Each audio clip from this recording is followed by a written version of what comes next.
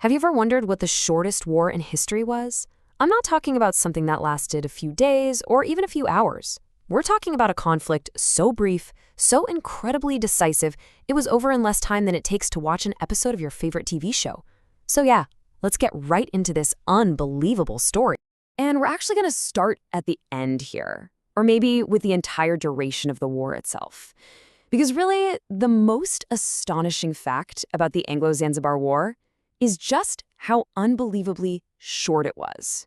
38 minutes. That's it. Just think about that. On the morning of August 27th, 1896, the first shot rang out at 9:02 a.m., and by 9:40 a.m., it was all over.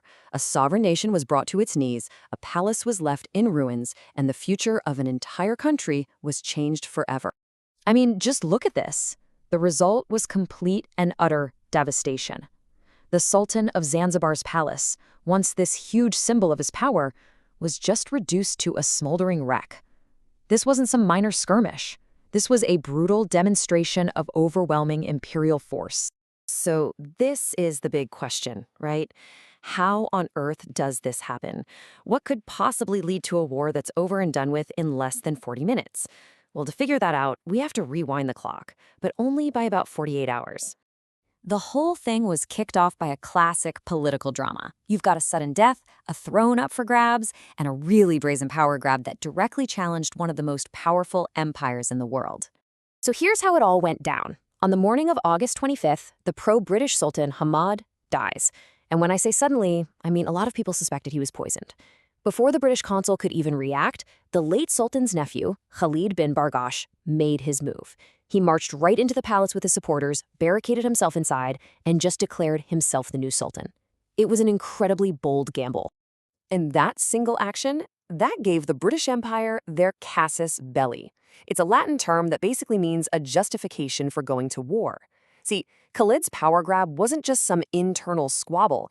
It was a direct violation of a binding international agreement.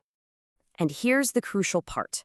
A treaty signed just 6 years earlier had made Zanzibar a British protectorate. That meant that any new sultan had to be approved by the British consul first. Khalid completely ignored this. He basically dared the British Empire to do something about it. Now, that treaty didn't just appear out of nowhere. To really get why the British cared so much about who was sitting on the throne of this small island, we need to kind of zoom out and look at the bigger geopolitical game being played in the late 19th century. You see, Zanzibar wasn't just any island.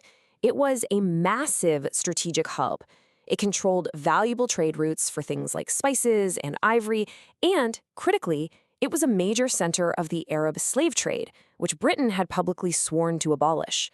So for European powers who were carving up the continent in what's known as the scramble for Africa, Zanzibar was a huge prize. Britain's main rival in the neighborhood was the German Empire. They were both competing for influence in the region. But that rivalry was kind of settled by the 1890 Heligoland-Zanzibar Treaty. Basically, Germany gave up its interests in Zanzibar in exchange for a tiny island in the North Sea. And that deal cemented British dominance and, well, set the stage for everything that was about to happen.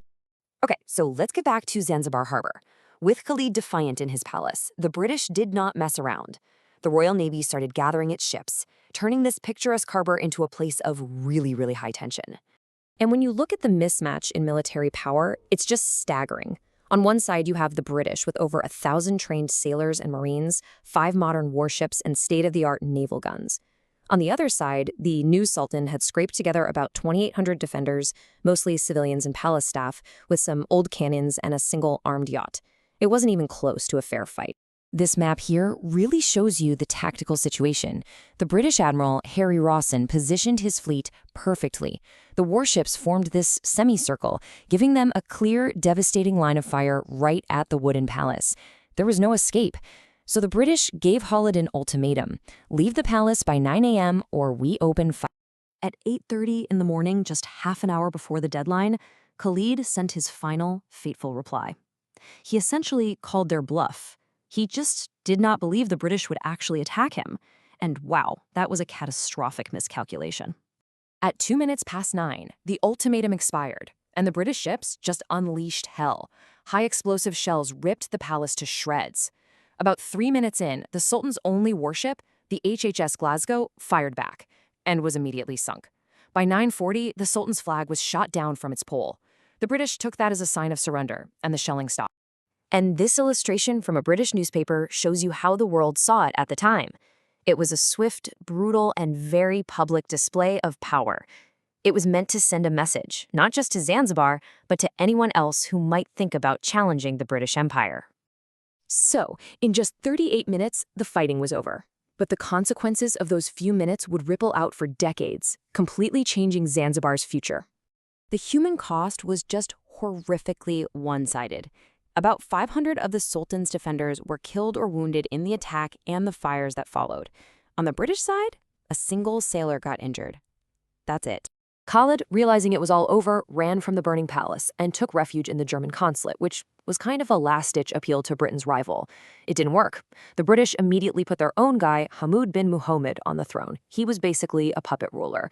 Zanzibar's days as an independent nation were officially over. This incredibly short war had a really long legacy. Zanzibar stayed under British control until 1963.